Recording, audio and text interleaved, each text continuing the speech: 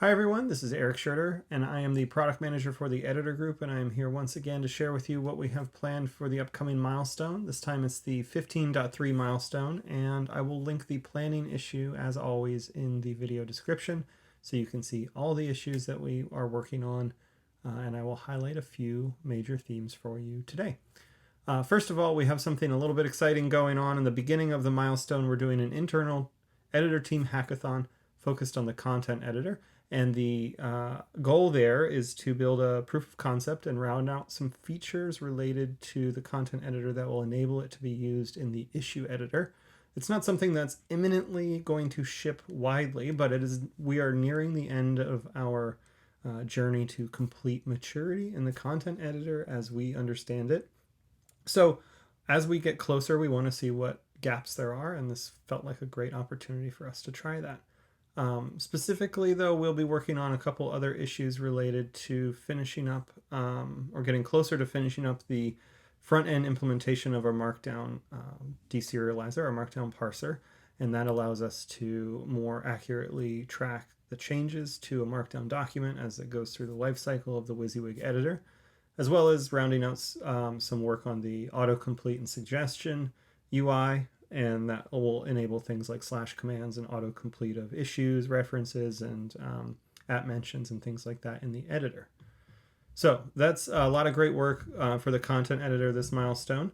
And shifting focus over to the web IDE, we're continuing our effort to replace the current web IDE with a client-only implementation of VS Code.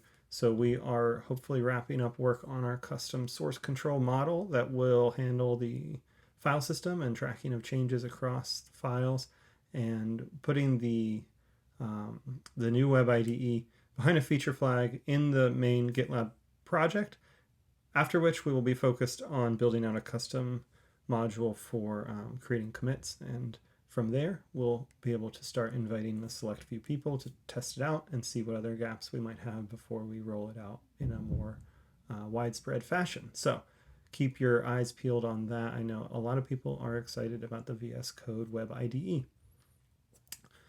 In conjunction with the VS Code web IDE, we are beginning to investigate some technical directions for our remote development offering. The remote development environments would enable the web IDE to be a little more of a complete solution for development, and the details of the remote development category are all on our direction page. And this milestone, we are focused on investigating the bridge, the connection between the web IDE and these remote development environments, and what technical approach we'd like to take there. And we'll have more on that in the coming weeks as we wrap up our initial research spikes. Last, I want to focus on Pages.